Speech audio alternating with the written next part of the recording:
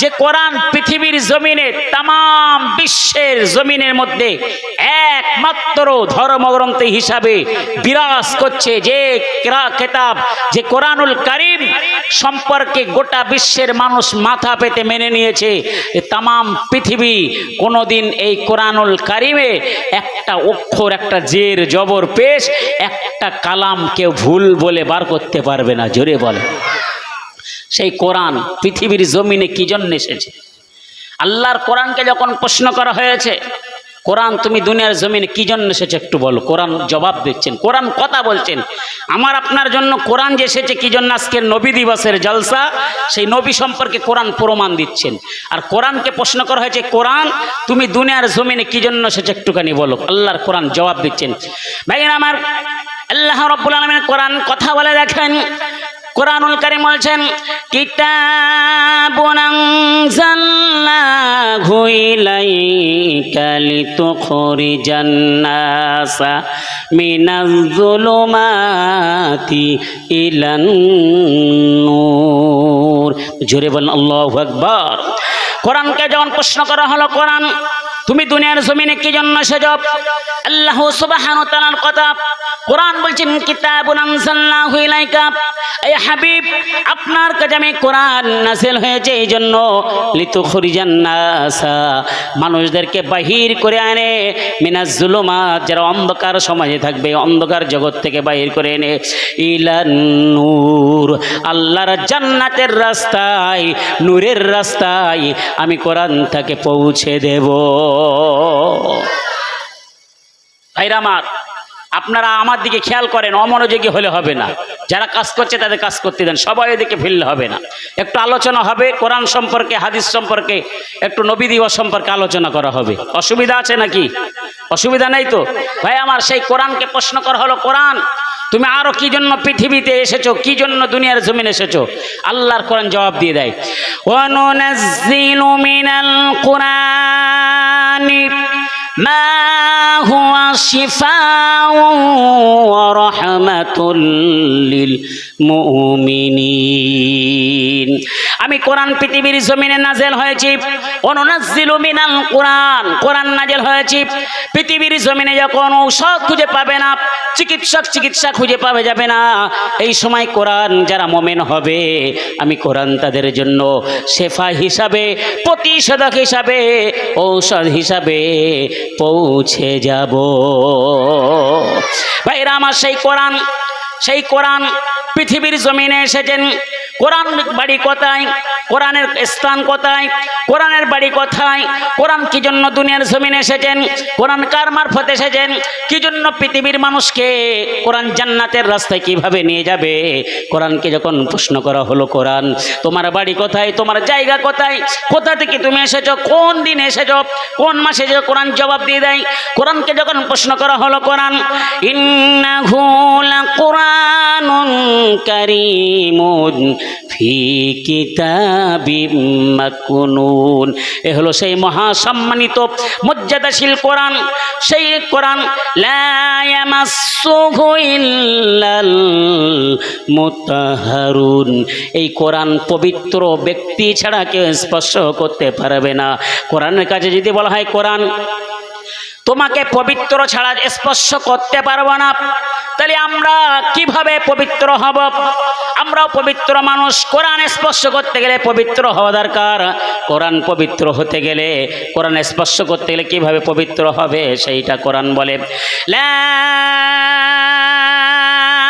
ইয়ামাসসুহু ইল্লাল মুতাহহারুন, পবিত্র ব্যক্তি ছাড়া কোরআন কেউ স্পর্শ করতে পারবে না।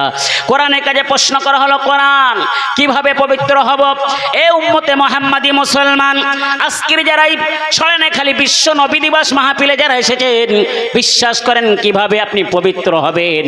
এখনো উম্মতে মুহাম্মাদি মুসলমান অনেকে জানে না কিভাবে পবিত্র হবে।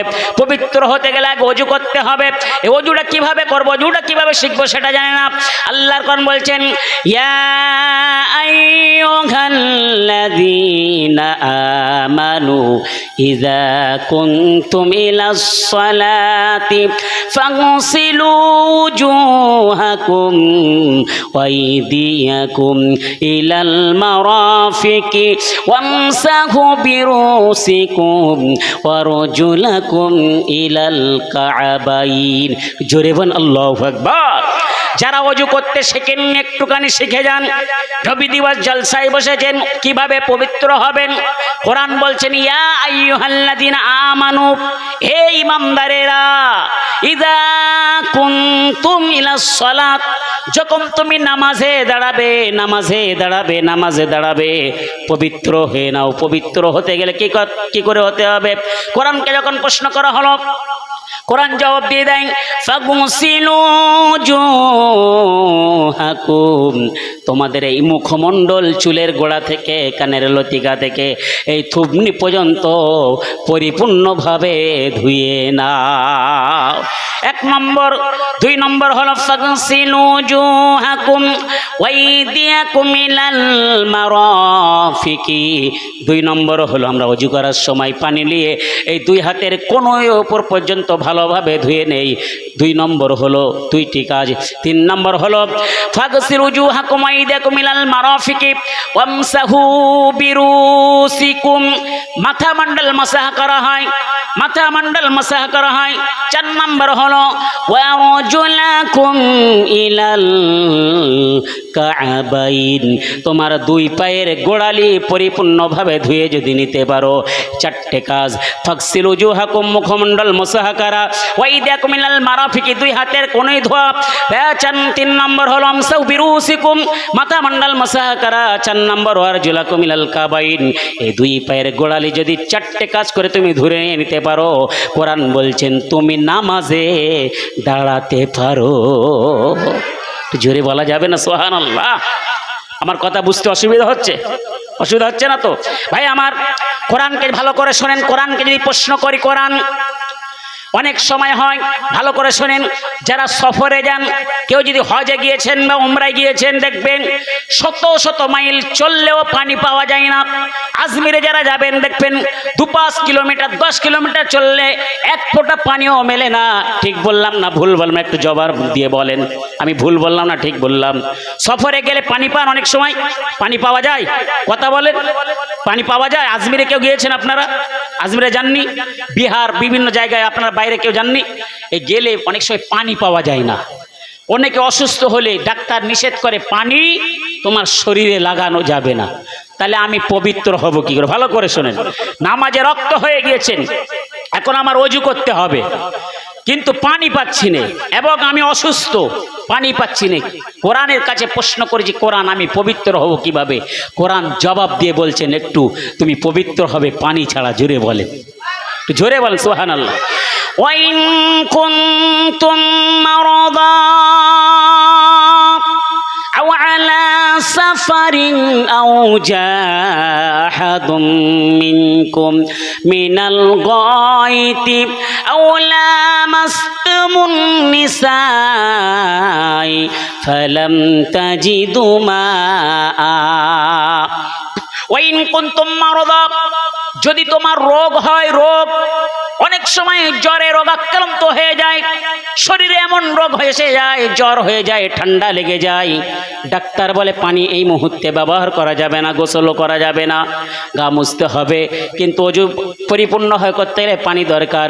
এই রোগ যদি হয়ে যায়, জ্বরাক্রান্ত হয়ে যায়, ওয়াইন কুনতুম মারদা আলা সাফারিন, আপনি সফরে গিয়েছেন, বিভিন্ন জায়গায় বেড়াতে গিয়েছেন, পানি খুঁজে পাচ্ছেন না, পুকুরের পানি, টিউবওয়েলের পানি, কোনো কিছু মেলে না, পানি পেলেন না। আও লামাসতুমুন নিসা, আপনি বিবির সঙ্গে সংগ্রাম করেছেন, পানি যদি না পাওয়া যায়, ফালাম তাজিদু মা, পানি যদি না পাওয়া যায়, কোরআন বলছে ওয়াইন কুনতুম মারদা আলা সাফারিন আও জাহাদুম মিনকুম মিনাল গায়তি আও লামাসতুমুন নিসা, তুমি বিবি সংগ্রাম করেছো, এই সময়ে যদি পানি না পাও, ফালাম তাজিদু মা, কোরআন বলছেন ফাতায়াম্মামু সাঈদান তাইয়িবান ফাতায়াম্মামু, তুমি পবিত্র মাটি দ্বারা তায়াম্মুম করে পবিত্র হয়ে যাও। একটু জোরে বলেন সুবহানাল্লাহ।